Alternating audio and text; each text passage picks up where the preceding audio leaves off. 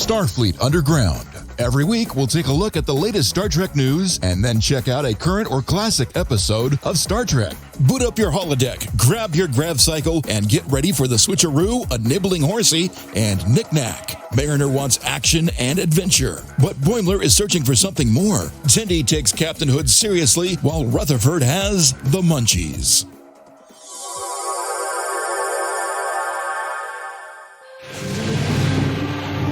Seriously, I never thought I would see Hellraiser where those creatures would give people like a Z-snap formation for how the other one killed them. That was pretty wild. How long did it take you to come up with that Hellraiser on the wild side there, number one? About 2 seconds. 2 seconds? That's all you put in the parameters? Mm-hmm. The holodeck is amazing. That was, all I did was say gay, me, Hellraiser. That was so funny, though. That's search engine optimization right there. Mm-hmm. Right? And to have Pinhead turned around and says, I will show you things your mind can't imagine. And then it sprouted like 10 arms, each with dildos. I was like, oh what my. the hell? So that was wild. Wow. Mine took forever to write. I don't get, but when we went into yours to try to see who was the best, it looked so simple because it was a massive kitchen with with tables and everything, and you were cooking. Oh. But well, everything I knew we were in a hologram because all the food was good. Was good. That's why it took forever to write the program. Do you know how hard it was to make everything that I cook come out good no matter what? Yeah, did you have someone else write it? I did have a little help. I do admit that. It was but they really didn't funny. write anything. I just have to say that. They just helped me brainstorm.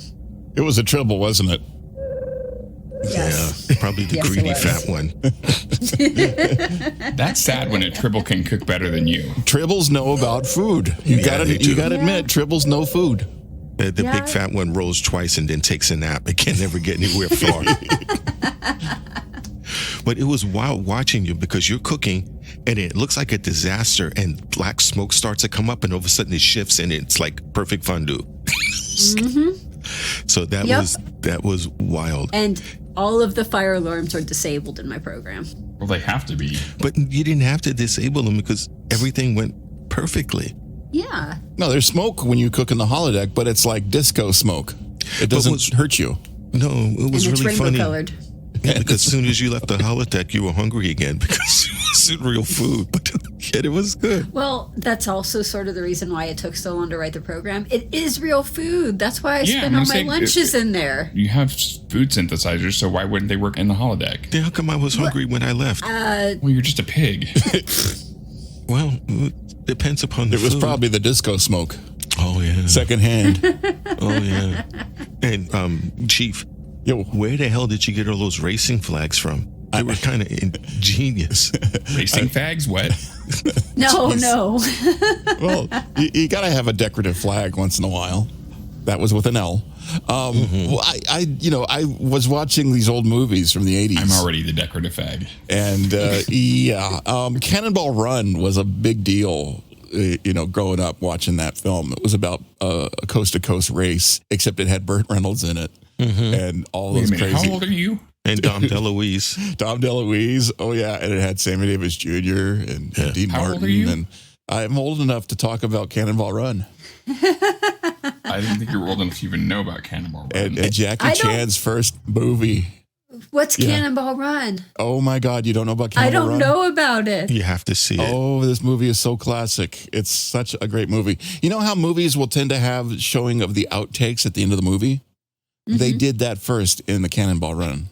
Oh, cool. The Cannonball Run is an actual event that happens where they start from New York and they race to California. And whoever makes it first gets the prize. Nice. And it's totally illegal.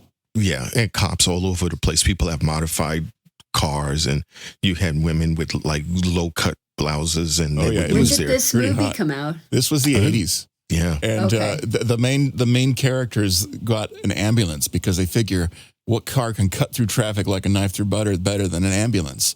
Except they took this ambulance van and they souped it up and put a big badass engine in it and extra fuel and all this and that. It's actually based on a true story because somebody actually did this for the Cannonball. There's actually an ambulance that they did this for. And with the lights working and everything. The lights working and everything. And they actually got pulled over once. And there's a scene in the movie that's actually based off of reality because they actually did get pulled over. But the Burt Reynolds version is just classic and hilarious with Dom DeLuise. Oh, yeah, it's so good. You got to see it. It was 1981, so I don't know. We can't really say that was the 80s. I mean, that's just the beginning of the 80s, so. Yeah, well, that's technically the 80s. I was born in 81. And by the time it hit cable TV, when I could watch it, there you go. It's got to have been mid-80s by then. So it also had Farrah Fawcett and Roger Moore, Sammy Davis. It was a star of stars movie. It had every star in the movie, and they all had these They had all these little bit parts for everybody, and they all had these crazy characters. It was so much fun. Peter Fonda. So the program you wrote, it was based on the movie. Yeah, and racing, and then I figured once you get to the end of the race, you get to go watch a concert, and it has all the greats. That have passed on. So you get like Hendrix and Van Halen and all these wonderful guitarists. I like that holodeck program. Yeah, that explains it's going to rock. That explains why that guy you had looks like you had a Peter Lorre driver. Because was it Peter Lorre? I don't know. What was the guy that you had there in that black car with the vampire thing on it? It's like, I'll beat your car, say. You can't get past me, say. It also had Jamie Farr. Do you know who Jamie Farr is? Oh, yeah, from MASH. Mm-hmm. It's well worth a watch if you haven't seen it yet. And Heather, I'm ashamed of you. Even though you're being boring, you could have sat in front of the TV in the bassinet. I need to watch it. There's a lot of 80s movies that I love, like Goonies. That's a good one. I need to watch it. Hey, you guys! That would be a fun holodeck one. Have you seen Breakfast at Tiffany's or On the Waterfront or Big? No. Yes. Yeah, but just be careful with Breakfast at Tiffany's. You've seen Big with Tom Hanks, or I meant Giant. Oh, yeah. I was saying Tom Hanks was great in that movie. Yeah, he was. Right? I meant Giant. He's great in every movie. Yeah, no. If you think about it on the twisted side of it, even though the movie was quite fun, but the main female character wind up being a pedo. Oh. In what? In Big. Gross. Now, mind you, she didn't know she was a pedo, but still, that's the ramifications when the magic's involved, it doesn't count. Okay. All right. And that's my line when I get arrested. Yeah. Oh, no. Kids do not do that. Kids aren't listening to our show, by the way. By the way, no kids. No kids allowed. No one under the age of 18 should be listening. Even then, you might want to put that up to 25. Yeah, some of the stuff we have is really wild. Mine was just like medieval stuff. Oh, cool. So it wasn't too wild. Who were you, Maid Marian? No, but it was kind of based loosely off of Monty Python and the Holy Grail. Oh, that sounds like fun. Spamalot. Yeah, when I was in the nunnery and they went to rescue me because I wanted to be tempted. It's like, I could be tempted. No, we're going to save you. Let me be tempted. For some reason, I imagine a ball gag being involved in this. Oh, it was quite funny. Oh, we were so bad to you. You must spank us all. Yes, spank every single one of us. So okay. Gross. So who wins? Who wins the holodeck program contest? Oh my God, this is so hard to. I loved all of them, but unfortunately, I will have to declare a winner. The concert at the end, because all of us love the music, I have to give it to Chief. Yay! Good point. Yeah, that concert was kick-ass. I mean, to have all the greats that have passed on there. I mean, Janis Joplin, Jimi Hendrix, Kurt Cobain. It's just unreal. So that was a nice job. Are you going to make the holodeck program available to everyone so we could, enjoy it whenever we want? Sure, link in the show notes. No. Okay, wait. No, you can only go in with me because we have to enjoy it together. However, if you do link it in the show notes, you have to put a disclaimer that the link will not work unless you have 25th century technology. Yeah, you have to have Holodeck 7.0 working. Yeah. Or else if you it's have going to version come up 6, it's not going to work. Or it's going to come up and it's going to have a failure. No HTML5 error. So, Cali class holodecks are not compatible with this holodeck program. No, so it will not work. Okay, that was fun. Oh, damn. We've been talking and the light's been on and I didn't even see it. Fat Tribble was in the way. I forgot about the show. I was having so much fun with the holodeck program. What show? We're supposed to be broadcasting live. We haven't even introduced everybody. Yeah. First off, my name is Captain Nathan Adams, and I have on here my what I thought was great cooking, but turned out to be a hollow program. Thank you. My science officer. Hi, I'm Heather Ferris. No, I did not learn how to cook. I just learned how to program. And the guy who really helps reprogram everything and takes care of all the weird species that come on board, my number one. Hey, I'm Patrick. I'm number one. I'm the foreign species liaison and the computer guy. And no, I did not help Heather with her programming. And then we have also the person who is not only the winner of the O'Brien Award, but the winner of the best holodeck program on board the ship, our chief engineer. Hey, it's no big deal. It's all good. Hi, everybody. I'm Rocky. I'm engineer of the show and the ship. And when I'm not busy engineering the show or the ship or my real life full-time job that may happen, I listen to other podcasts sometimes, and I just have to shout them out. The Duras Sisters podcast is great. They are not Klingons, but they are sisters, and they have a lovely little podcast. And they recently did some series on. Well, they don't typically do show recaps like we do. Like, they don't watch an episode and just talk about the one episode. They actually were watching series of shows and doing a series on specific subjects. So the one I listened to was first officers. So they were talking, they have multiple episodes talking about first officers, and one particular one was one about Riker. And Riker's, you think about it for 1 second, everybody goes pervy right the first second. But actually they talked about the plight of William Riker and him, never getting, always being a first officer and everyone trying to promote him into being captain, and that struggle within and dealing with people like Jellico and whatnot. So it was very interesting to listen to. Also, I have Cat from Cats. Huh? Jellico from Cats? No, from this the captain everyone loves to hate. Yeah. In the next generation. Captain Jellico's making a comeback too in some of the series. Yeah. No, don't you know the musical Cats, Jellico? No, we don't watch musicals. Hell no. Those are horrible. That is like the worst musical ever. They did a movie that was apparently not very good. No. But anyway, the other show I wanted to shout out because they're very good too. Open Pike podcast has been wonderful. Even though they're not in full season talking about the Strange New Worlds and having commenters from their listeners comment on things and ask questions, they've been having various special people from the actual show. So they had some guest stars on the show. They've had the wonderful Mortegas, #Mortegas. She's been on the show. But they've also talked to some of the writers of the show too. And it's been very, very good stuff to listen to as a Star Trek fan. So I have to definitely shout out the Open Pike podcast as well. Outstanding. You always find some good stuff for us to listen to. And if you really, just one last quick little thing, the Andorian Memeing Consortium on Facebook has been doing reversions of Goosebumps covers, but with Star Trek in it. And it's been pretty well done. Oh, that's fun. They've had a lot of fun doing these. And he's trying to do like 60 covers. And he's been posting them throughout the last couple of weeks, and it's been really, really good stuff. And that's perfect for Halloween. I think it's Halloween for October, isn't it? Back on Earth? It is October. Okay, cool. Okay, yes. I forgot to mention, because of all people, somebody with purple hair just beamed into my quarters and looked at me and pointed to their badge. This show is brought to you by Section 31. So it really, I think it's him, because I went to go say his name and he did the finger to the lip, shh, and then he's gone. That's awesome. So was he all in shadow, except you could see his hair was purple? Yeah. And he had the black badge? Yes. Yeah. Which doesn't make any sense because it's supposed to be, we'll get into that as the show goes. Spoiler. So, yeah. And we're also brought to you by our Patreon people. So thank you for those that donate to the show. We cannot express how grateful we are for every little bit that we get to help offset the cost of the show, as well as those of you out there that buy our merchandise, which if you're just listening to this for the first time, you can find a link on the website, starfleetunderground.com, where we have all kinds of nice stuff there for you to be able to purchase.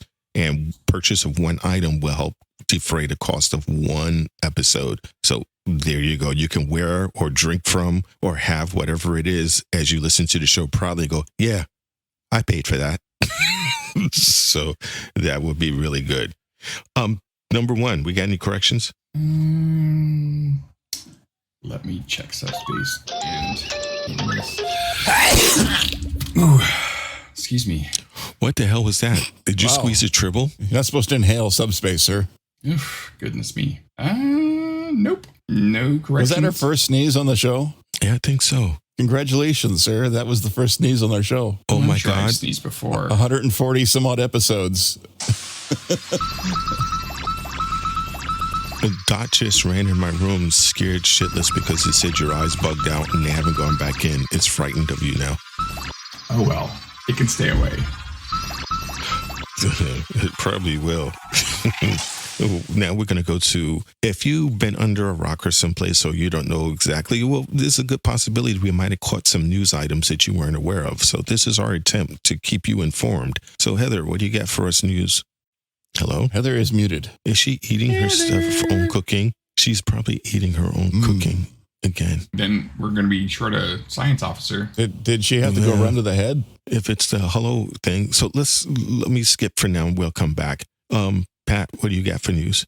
Well, let's see here. So season 5 of Discovery is bringing back Tilly. Whoop, whoop, whoop, whoop. Nice. And there's the introduction of 3 new characters, one of whom you know, Callum Keith Rennie as Raynor. You would know him from Battlestar Galactica. He's one of the Cylons. Elias Tufexis as Locke, and Eve Harlow as Malin Ravel. Oh, cool. New faces always make the show interesting, especially when you get a chance to see their personal dynamics. And Callum Keith Rennie has ears. I'm not quite sure. They kind of look like Neelix's ears, but he's not. I mean, he's more human looking, so it's kind of hard to tell. Maybe he's a hybrid. Maybe he's an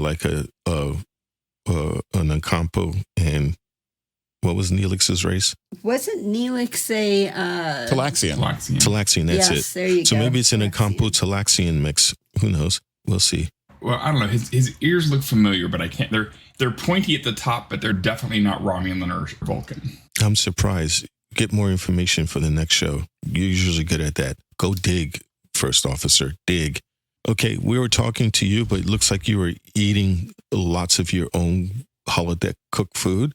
Sorry. Talk to you. What news do you have? No, I had a miniature fire and I had to reprogram my holodeck again. So this is why it's taking forever. I try to cook. You turned it to 11. I try to make it perfect. I turned it to 11. Don't turn the cooking program in the holodeck to 11. Is that why I just heard Julia Child scream in terror? Did I miss the news? Should I give my news? Yes, you missed your part of the news. Oh, sorry about that. That's okay. Patrick did it. No, it was either that or the ship was going to burn down. So I had to take care of that fire real quick. So my news is, I don't know if anyone knows this, but there's such a thing as Trek dating. Now, I just want to point out this is not an endorsement. This is not a recommendation. We're not saying to go use it. I just saw it on the Daily Show with Trevor Noah, and I got all excited, so I had to look it up.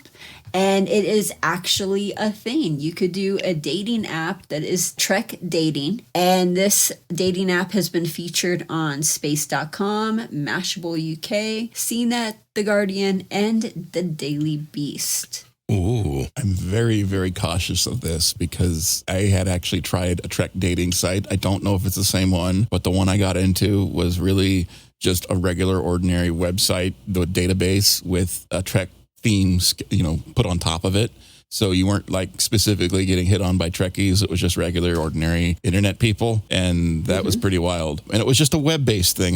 There wasn't like an app or anything. I think any dating thing in modern day times needs to have an app on your phone that's not a website, but it's actually a custom built app by dating people. I have to agree. There was one time I was at a convention and there was this woman dressed as a Klingon, the sexy version of the Klingon, like the Duras sisters, boobs out and everything. And so as she walked by, I looked at her and says, Klingon ko kapla. And she looked at me and goes, what was that? I said, that was Klingon. She goes, what's a Klingon? And I was like, you're dressed as a Klingon. She goes, oh, that's what this is? Oh, no. And it's like, why did you pick this to wear? It's those things around your butt when you go to the bathroom. And she's like, well, I saw it and I thought it would look sexy and my friend hooked me up. It's like, okay, that's not a Klingon, sir. That's a cosplayer. And when you go to conventions, you have to be careful because some of the really, really good looking ones are just cosplayers. Well, even if it's a the ones around your butt. Player, is this like, no, if you're talking about those, you're playing the wrong thing, okay? Yeah, so I thought that was wild. If you're going to cosplay as a Klingon, you should at least know what the race is, but hey, there was that. I mean, cosplaying's cool and all, but you got to make sure they're actually a fan. Mm.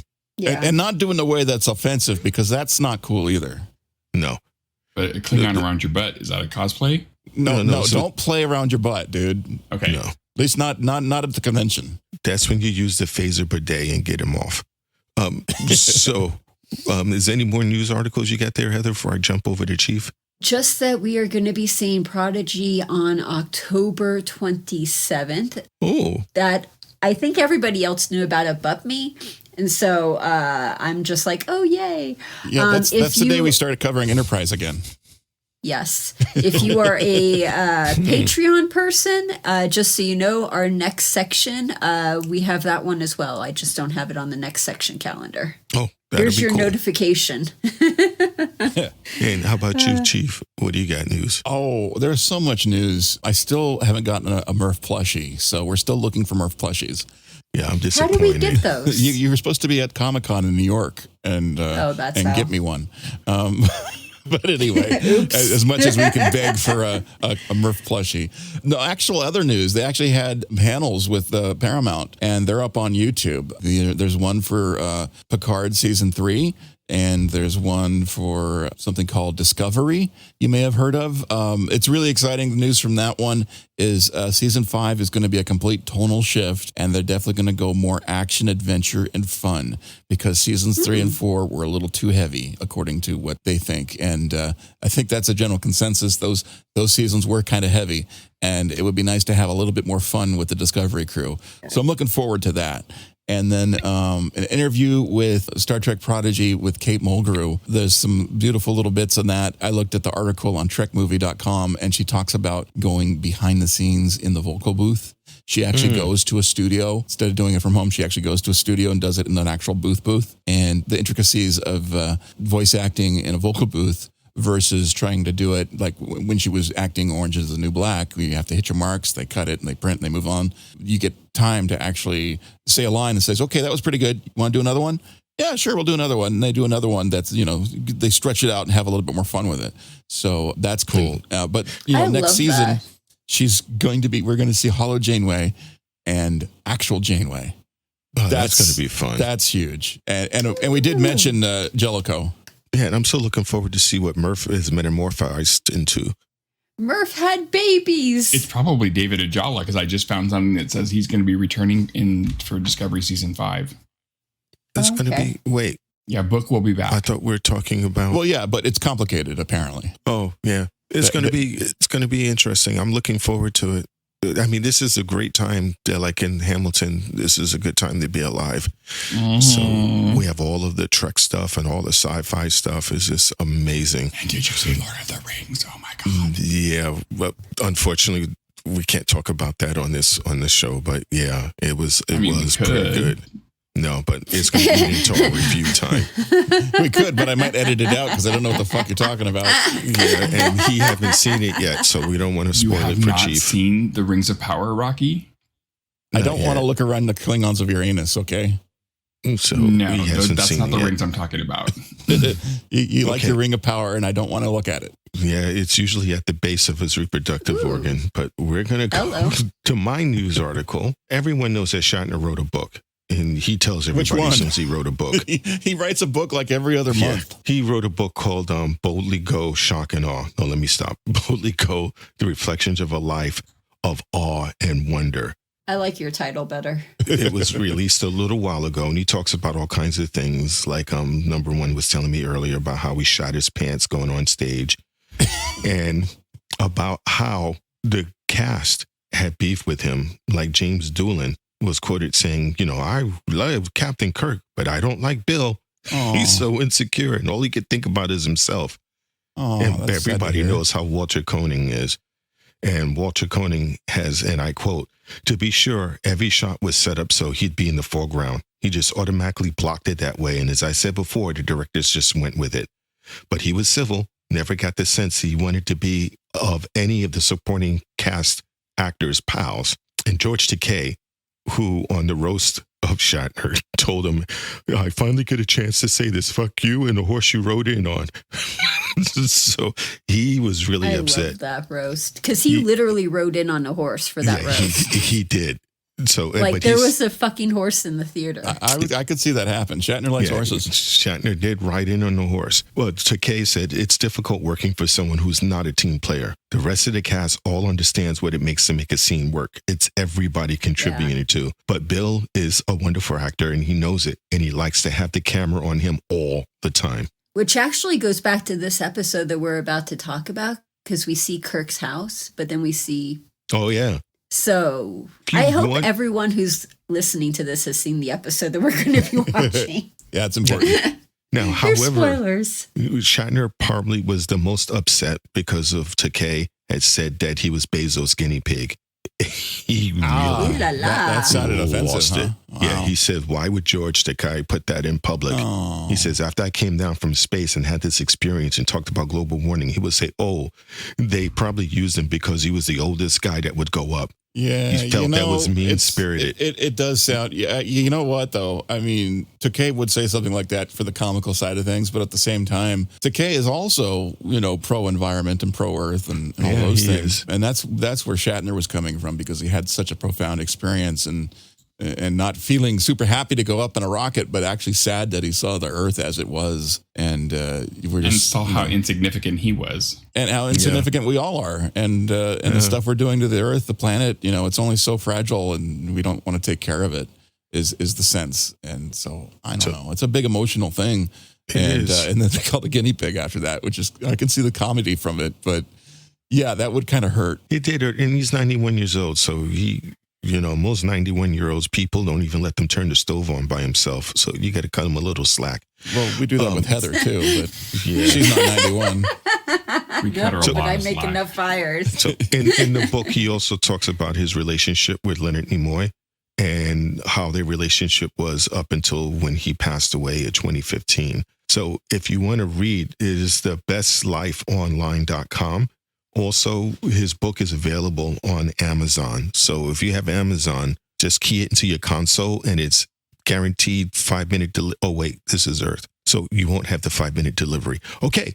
It'll get there quick, though. Yeah, it'll get there fast. So just go ahead and order unless you have Kindle. On Earth, they have Kindle. So you get it in 5 minutes. Yeah, and that's the closest thing to a replicator you're going to have what you order. For books. One little sad note, and it's not Star Trek related, but we lost Hagrid yesterday from Harry Potter. I was so upset about that. I love Harry Potter. I love Hagrid. Yeah, he did such a great job as Hagrid. He really did. So wonderful. So rest in peace, Robbie Coltrane.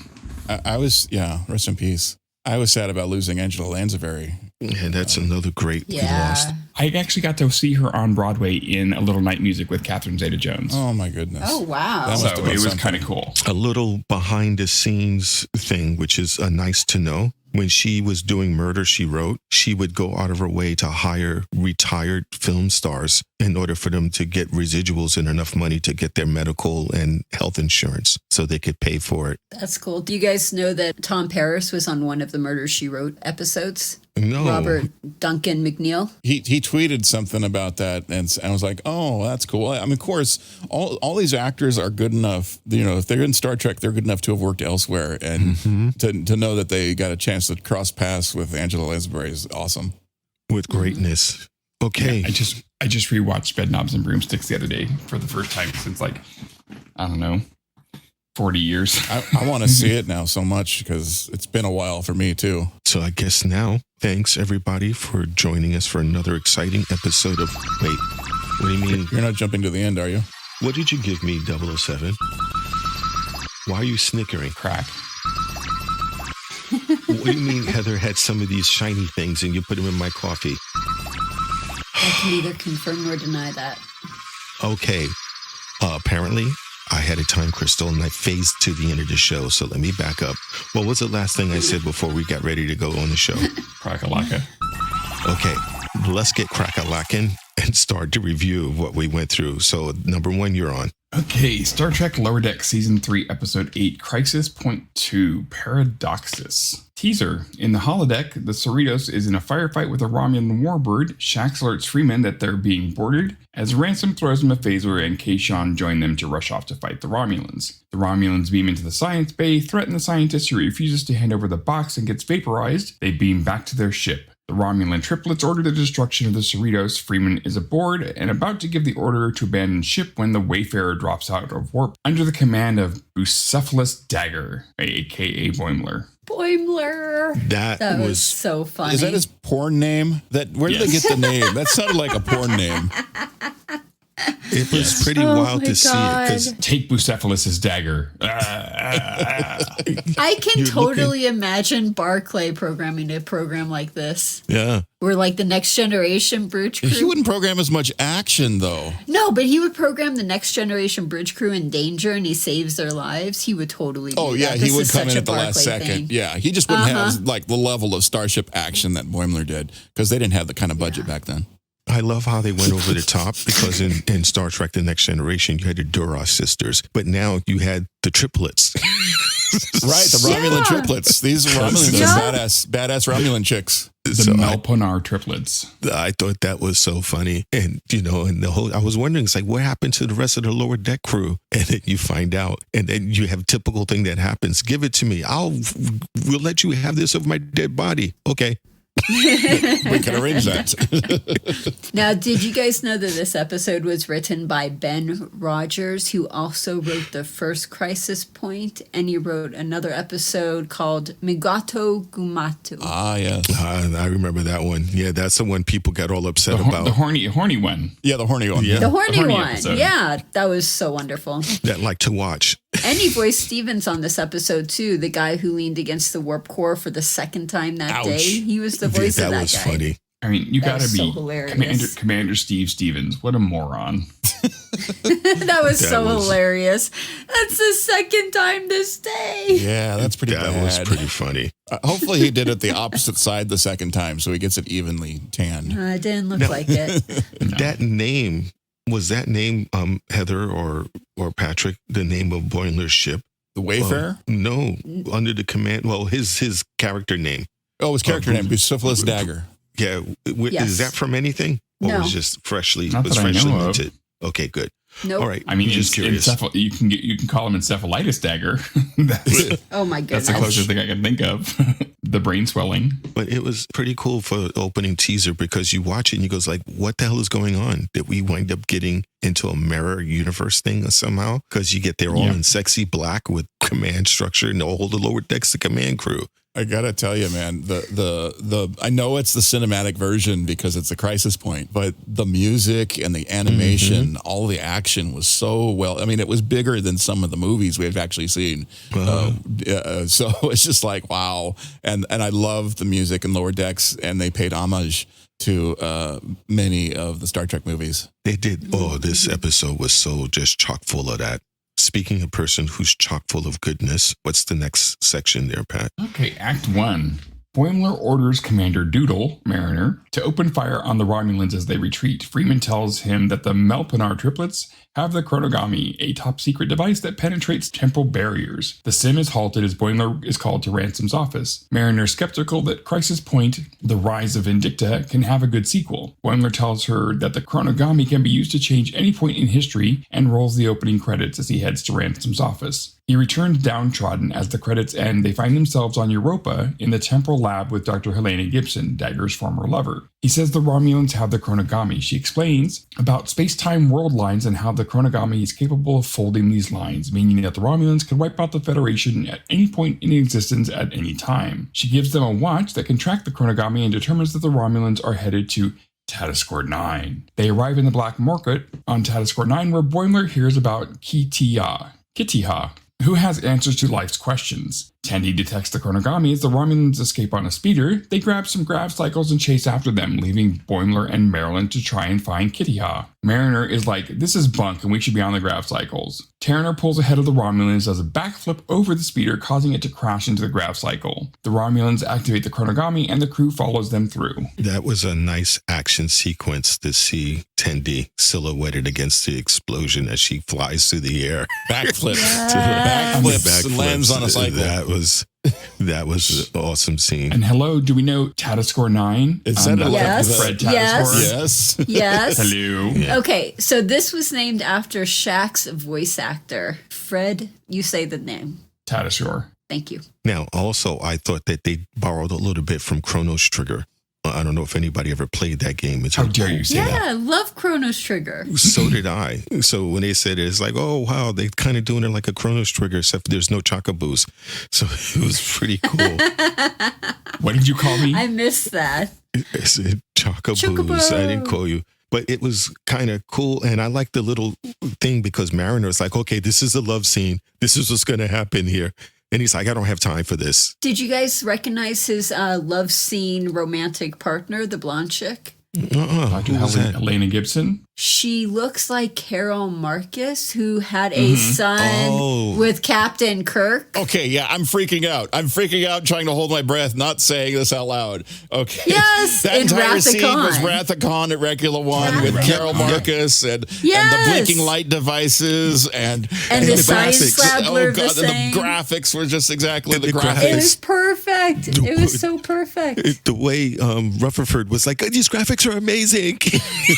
They were so those graphics were amazing in Star Back Trek then. 2. They're at the con back then because nobody had ever done graphics like that before. So that was a pretty big deal, and I love that they paid so much tribute to that movie. Huge Star Trek 2 homage. fans are probably jumping up and down, going, "The Star Trek 2 stuff!" It was Wrath of Khan. done well. You can tell again the writers for this are huge Star Trek fans because the way they chuck stuff in. Yeah. And there's another reference to Star Trek, to the Wrath of Khan at the end of the of this episode. Okay, well, Wait till the until end. we get to the there. end of the episode. Yeah, That's all I'm saying. one scene at a time, That's sir. all I'm saying. Next section. Not yet. I don't want to go to the next section yet because I want to talk about what I laughed harder at. Was it Rutherford making the fart sound when the graphic faded to black for the title? That was funny. That caught me completely off guard. But what also That caught me was completely so off awesome. guard is when they talked about the chronogami thingy doing the alternate cinematic timeline that runs concurrent to our own, but with different actors, Oh, that younger was ones, you know? I hysterical. just, like, that would never work scientifically. That's complete bullshit. That was They're hysterical. directly That. calling out the new Star Trek stuff. I thought that was so much fun to do that. Well, not just calling out, but they're giving them smack. Well, smack and props at the same time. I think it's all tongue in cheek. I love it. Total shade. Because the reboot of Star Trek was a really cool thing, especially when it started off. It did really good. I mean, Star Trek, the 2009 movie, was awesome. But it was completely the same stories we've heard before, but with different actors. I mean, they could have just said, and add a couple lens flares to it, and that would have totally, sealed the deal right there. Which I feel like we They were made missing. it want to push it. Yeah, I feel like we were missing a lot of lens flares in this one. There were some in there, but they didn't dial it up as hard as they did the first Crisis The Point. first one, yeah. If I had to criticize Crisis Point 2 over the original, was there needed to be more lens flares. Did you guys notice that the rainbow title screen looks similar to the poster from the movie Star Trek: The Motion Picture? Oh, yeah. Like I said, I sat there watching it just with the mouth agape of all the little stuff that they put in there. It was really Well, good. you're usually watching everything with your mouth agape, you moron. And that's why you keep throwing grapes into them. I love that they've cut a lot of Star Trek movie into this stuff. They also talked about the idea of time travel and going back and assassinating Kennedy, or that's not happening. That's directly a call. It's actual Star Trek history right there. Yeah, because wasn't that scrapped? That was a Star Trek 4 scrap. They were going to do that in Star Trek 4, and they're like, this is crazy. We're not going to go do this Kennedy timeline thing. That's crazy. We're not going to do that. Instead, they went on to save the whales, which was also awesome. And they didn't have to save the whales in this episode. And that in itself, the way they did that, because the behind the scenes is that they borrowed from 4 or 5 different scripts.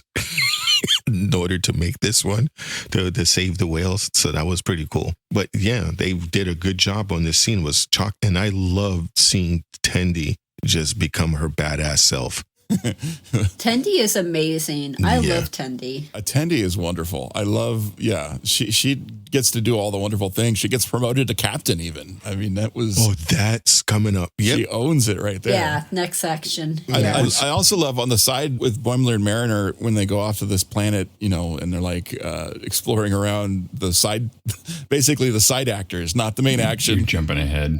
No, this is still in the same scene, isn't it? No. Before they do the bike flip, Tendi does the bike flip, they're walking through and you hear somebody go, "Let Minooki guide you." And they're all there. The background actors are calling, "We're all holograms in a simulation." Yeah, that's the next section. Yeah. Are you sure? That's the next section. Where did this section end? Because my notes are completely off. Yeah, well, the way they flew the show back and forth. Boimler hears about the guy talking about Kitty Ha, but he doesn't talk about them yet. It goes into the next section when he goes over. But somebody yells, "The koala smiles on us all," and that's that section. And Knicknac calls him Purple Head. Yeah, that's that section, but it's not the section where they go to the planet yet. No. Okay, I've got my Act 2 notes somewhere in the wrong place.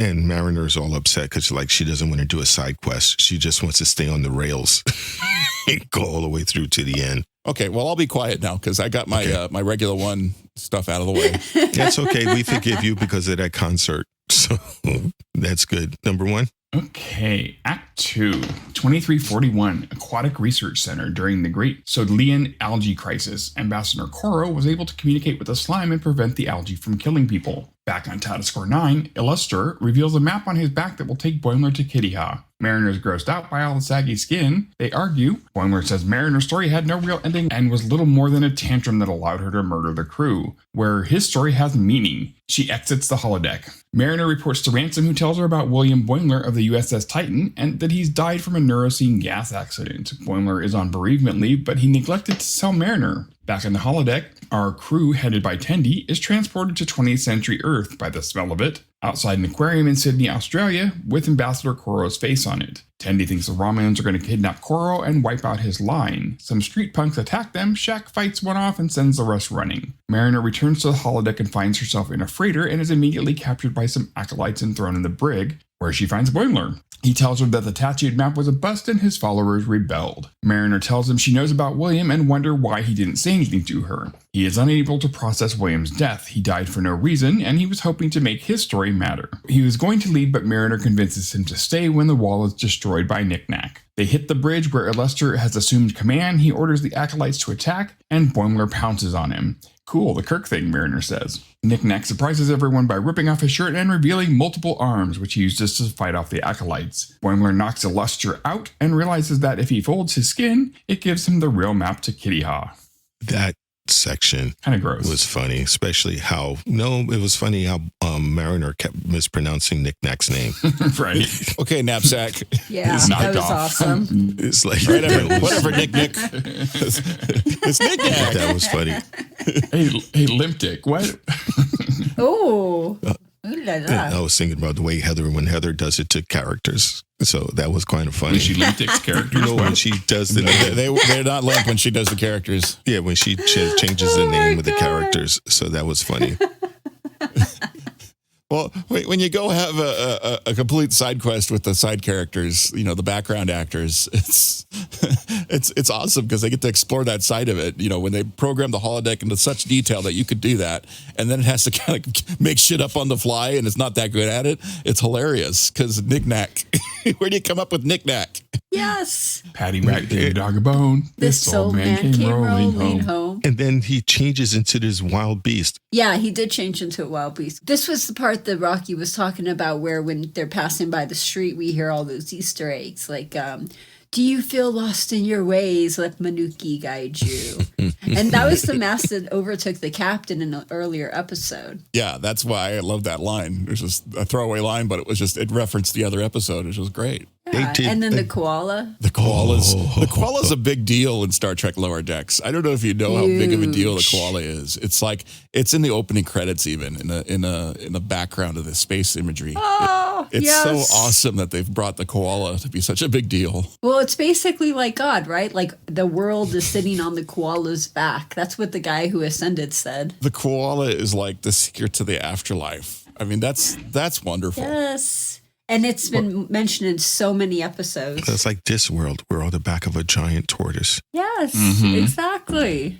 Well, I liked how Ta'ana determined that they were in 20th century Earth. She's all, by the smell of it. Yeah, she totally smell it. I mean, it's got a distinct sense, I guess. I guess we smell a certain way. Maybe it's the brands of deodorant in this century. But also, you have a chance to see how much Mariner does really care for Boimler, because she left out of the holodeck in a huff. And then when Ransom tells him, his duplicate died. And then she's like, that was sad. Oh, man. And so she had to go back. She realizes that he needs to work through something. So that's why she went back. But imagine you have somebody who's exactly like you, with just about your own skill sets and everything else. And you find out they did something. Well, basically, it didn't do anything. It was just a freak accident. Yeah.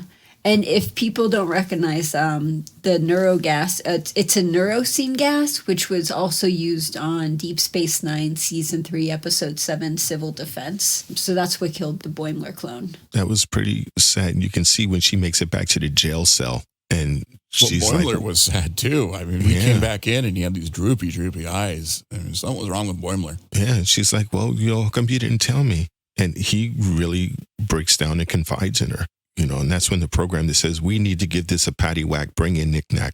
So, give it a bone. That whole scene was calling in Star Trek 5 because they're in the brig and having a conversation, and the wall breaks open and they get a break out of the brig. It's just that reminded me of Star Trek 5 with Spock and Kirk sitting around in the brig. Totally. And Scotty breaks him out. Don't you know a jailbreak when you see one? And that was funny. And then they had to fight on the bridge, and Boimler is just going crazy, punching the crap out of that guy. Yeah, the Kirk thing. Cool. Yeah. So that was really cute. The other thing that got me laughing is Rutherford in this segment. He's starting to get like eating food. And Tendy's like, what? You're not taking this seriously. I was like, what? I'm in the holodeck. I'm having fun. I had to go get a sandwich, The big colorful sequence was like, I had to get a sandwich, And she's like, oh, okay, whatever. And she starts to going through the scene and Rutherford just starts eating chips. He's like, what? I got chips. She was not a happy camper because she's taking it seriously. Her panties were in a wad, for sure. She was pissed. Yeah, but she was trying to live in the moment. And he's up there like, I'm going to Subway. You want something? Just put it on pause. Mm-hmm. Well, yeah, it's interesting. Some people they take that attitude towards, I'm just watching Netflix, whatever. And other people are like, dude, I'm seriously into this movie right here. Why are you making all that noise? It's like, if you don't sit down and watch, if you don't sit down and finish Game of Thrones with me, I'm going to murder you. It's like, seriously, I fucking pay for no commercials for a fucking reason. Right. And you guys are sitting there trying to have a conversation about normal bullshit, and I'm trying to watch a show. It drives me that crazy. Was funny. Yeah, because she was so mad at him. So that was funny. Totes mad. Now, did you guys recognize the year 2341? Haven't been there lately. Discovery?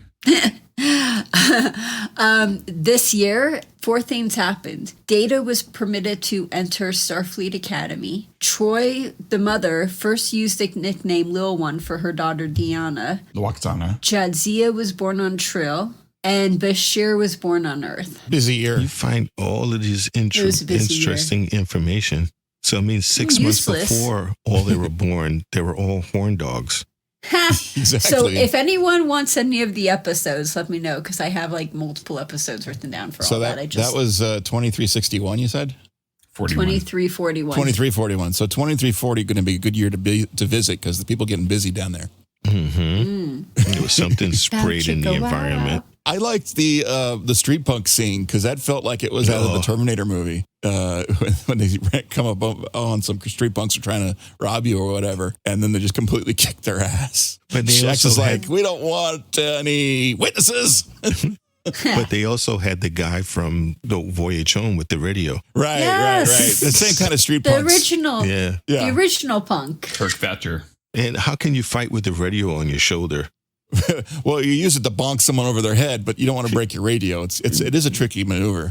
No, he just had it on his, and then he ran off with it still on his shoulder. That was funny. Yeah, you don't want to leave your radio.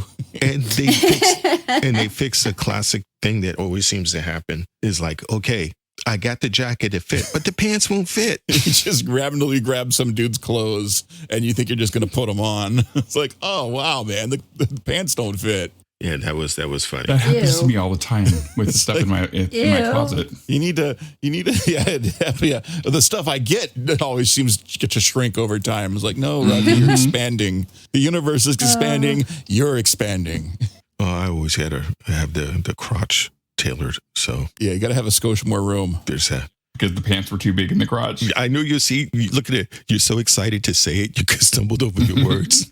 It's like, I got a bird. I need to get it out. Micro penis. I need to get it out. Oh my God. Going back to Star Trek. So the bomb crew is attempting to defuse a bomb. And did you guys notice that the bomb looks similar to the Romulan Senate bomb that was used in the movie Star Trek I'm Nemesis? not doing that yet.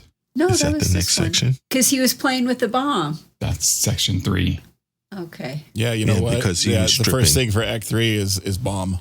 Yeah, because he was trying to get the pants on. I'm not saying that again, so. You're saying what again? Yes, you can. We're going to say it again. Cause, I could just copy and paste it. Yeah. Okay, so since we're there, Patrick, next section. Okay, Act 3. Tendi and the crew find themselves at the founding of the Federation in 2161 and work to disarm a bomb. As they work, one of the incapacitated Romulans regains consciousness and fires a disruptor at Tendi. Dr. Tana dives in front of Tendi, saving her. Tendi kills the Romulan as Rutherford disarms the bomb. Tendi kneels at Tana's side as she vaporizes. Rutherford makes a joke, and Tendi, having enough, tells him that one day she wants to be a captain, but his constant joking makes her feel like no one would even follow her. He replies that she would be a great captain and he would be happy to follow her, and she doesn't need a movie to prove it. Tendi grabs the chronogami and rewinds it to the time before the Romulans attack the Cerritos. The Romulans board the Cerritos, steal the box, beam back to the ship, and the triplets order the destruction of the Cerritos. Tendi hails them and reveals that, they didn't get the chronogami but their own bomb. Boom! And detonates and destroys the warbird. Boimler and Mariner use the map to go to the third moon of Shatanari. They beam down and a rock formation introduces itself as Kitty Ha and asks if they seek the truth. Boimler wants to know the meaning of life, to which Kitty Ha spouts platitudes. Pissing Boimler off, he crawls further into the rock formation thinking the answers must lay deeper inside, where he sees a sign that says Kitty Ha. As he rubs it, it reveals the Wright brothers' plane. Frustrated at the nonsensical reveal, he concludes that his movie is trash and lacks deep meaning and starts to punch and kick the walls before falling to the floor and blacking out. He comes to in the woods outside Kirk's house and hears a man talking to a horse. It's Captain Haikara Sulu. He bought Kirk's home. He tells Sulu of his attempts to find meaning in the randomness of death, and Sulu tells him it's a reflection of the unexpected joys they find in life. Boimler thanks him and asks Sulu about serving with Uhura and Spock, at which point the horse bites him in the neck. He wakes to find Mariner, Tendi, and Rutherford standing around him. It was a dream he had after blacking out on the holodeck from dehydration. He apologizes for his lackluster movie, and they all chime in how much they liked it. Ta'ana yells for them to leave sickbay as Commander Steve Stevens has leaned on the warp core again. As they walk down the corridor talking about how much fun they had, Mariner tells Boimler it was a good sequel after all and thanks him for not ending on a cliffhanger, as cliffhangers are the worst. In another part of space, on a Defiant-Class ship, a photon torpedo tube opens, revealing the body of William Boimler. He's given a hypospray and regains consciousness, and a female figure welcomes him and says he's considered dead by Starfleet and hands him a Section 31 comm badge. He's confused as Section 31 is a secret, and why would you wear a comm badge that indicates Section 31? She says they can kill him again if he likes. Nope, he laughs maniacally as the ship goes to warp. Cliffhanger. That was fun. They did the very thing that Mariner said is the worst. They gave a cliffhanger, which was kind of cool. And they did it with a maniacal laugh. Yeah. And Section 31. I can't believe they had Section 31 on there. The secret badge that totally tells everybody you're Section 31 is just a wonderful prop. It's like, wait a minute. We all have secret badges, but it's a secret society that nobody's supposed to know about, but we have a badge that shows we're part of the secret society. Hold on. How does that work? I love how they're ribbing Star Trek. Like they're giving shit to Star Trek, even though we all love it, you know? It's like you can take it seriously, but it's still Star Trek. You don't have to take it totally seriously. No, Yeah. because we know the flaws. We know the phobias and stuff that's wrong, but we love it anyway. So it's nice. It's like you can pick on a family member, but don't have anyone else pick on that member that's not part of the family. So that was kind Hey, of don't cute. pick on my member. It's part of my family. Now- Just the fact that Lower Deck is like mentioning it and like bringing it to light. I love that. I love Lower Decks. Now, I actually busted out laughing. I mean, really snorkel laugh is when Sulu went, Horsey, bite him on the neck. The Horsey's going to bite you now. Bite you now. That was Just like, so funny. The Horsey's going to bite you now. What? I mean, of all the things you're going to have Sulu come and guest and say on the show, and like, oh, he's going to say Horsey. I loved it. That was funny. And he lays all that deep stuff on him. It's just like, whoa, you know. But it was good advice. But it wasn't within the holodeck program. It was within Boimler's head. Yeah, it was It good was there advice. all along. Yeah, it was a really good advice that he gave him, and it gave him some sort of piece on that. Chief, Yo, did you find out they used our ship for this and they pay us royalties? I think it was just another Defiant-Class ship. Wasn't ours? It wasn't ours. Looked like ours. The years, I think, were different. Oh, Sorry, sir. never mind. I think we'd take a little extra. But it's either they used it when it was brand new or it was someone else's ship. No, I didn't see the name on the ship. Did you? I didn't pull out my magnifying glass. 31. It's a secret ship. Oh, maybe that's the case. It's not going to have a name on it. Do we have a Section 31 ship? Yeah. Is the Bucephalus the Section 31 yeah, but ship? because we hang out in the Delta Quadrant most of the time, nobody notices. Yeah, they gave it to us. I love this ship. Yeah, that's why our cloak is like more advanced than standard cloaking. That's why you do U-turns the way that, and the figure eights. And, I love this ship. Oh, that's right. You did. I was supposed to chastise you about that. Oh, Don't joyride the ship. I never did that. I don't know I don't know. So in this episode, it says year 2161. Do you guys know what happened during that year? All the people were born already? I said people got busy in 2160. Tucker died. Spoiler. Cried. This was a spoiler because I haven't seen that episode yet. But Tucker But it wasn't died. in the episode. Enterprise was retired. The United Federation of Planets was officially formed, and Starfleet Academy was established. And they canceled the show. Oh, wait, I'm sorry. Wrong show. And then Scotty lost Portnoy somewhere in the Porthos in a beaming accident. Portnoy? Oh my God. Wait, what happens to Porthos? Porthos, well, Scotty was practicing transwarp beaming, and he practices on the Admiral's Archer's dog. But that And was in nobody the knows where it alternate was. universe where different characters played by younger actors. That's insane. That's what I Are did with you Mariner. serious?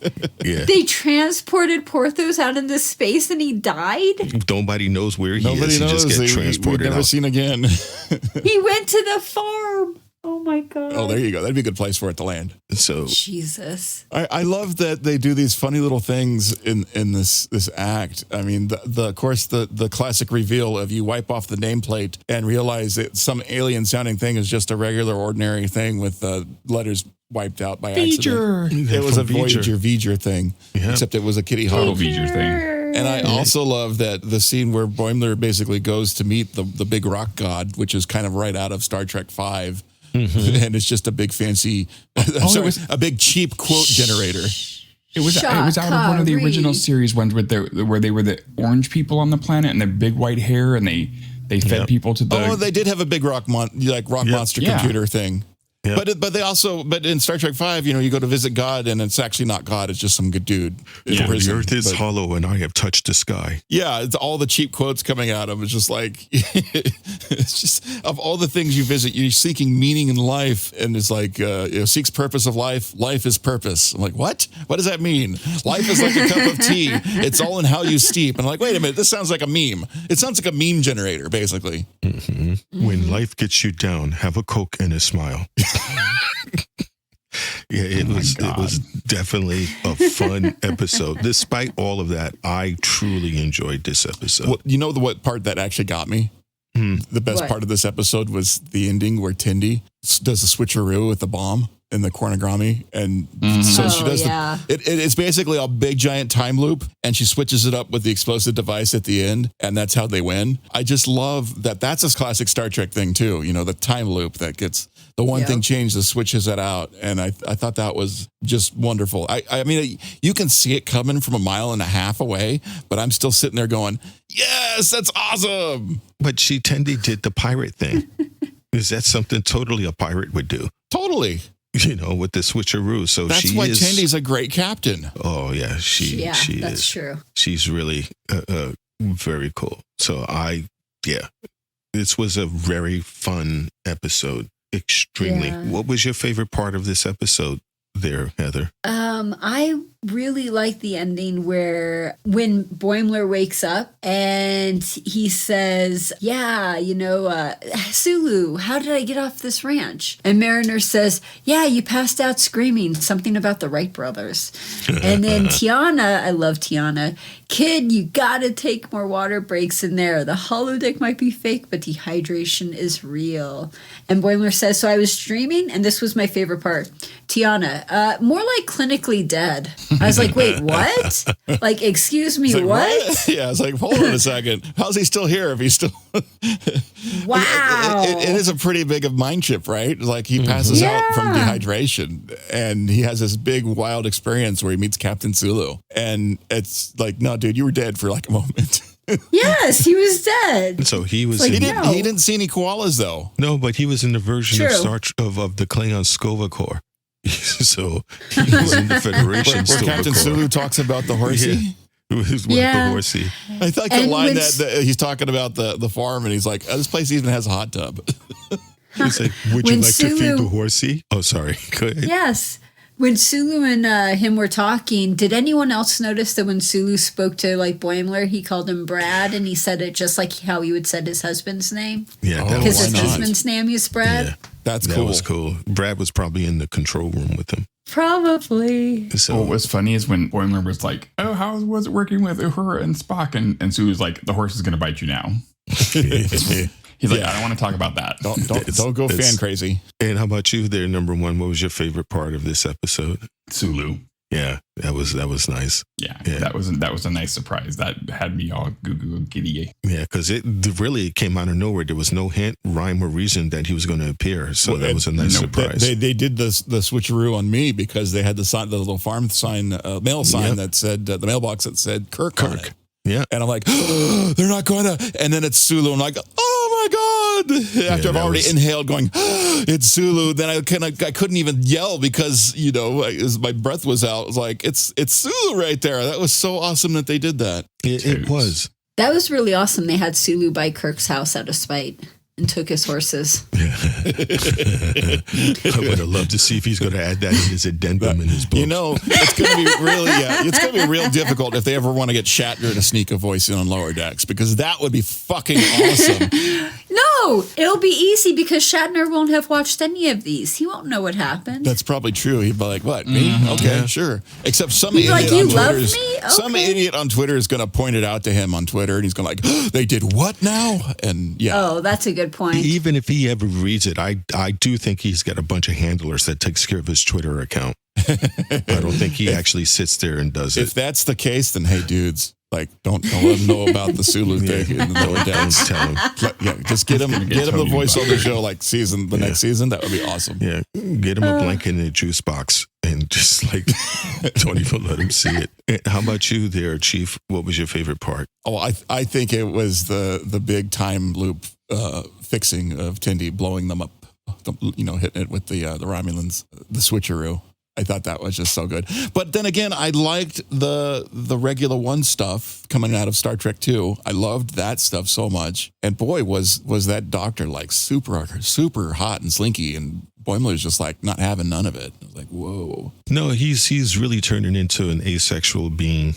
Yeah, he doesn't. Ever since that thing he doesn't happened, get excited. He's me. Ever I since think that what episode, happened is he got, the being hit with the love bug that one time really, really broke the dude. Yeah, that hit him hard. Ever since that episode where he didn't want the Jamaran, you want Jamaran. And ever since after that, Bless you. And he lost his girlfriend. That's been about it. Hey, Captain. Yeah. Can we dye number one's hair purple? That's a good idea. Wait till he goes to sleep. We'll put him in a stasis field. Oh, yes. I got approval. Awesome.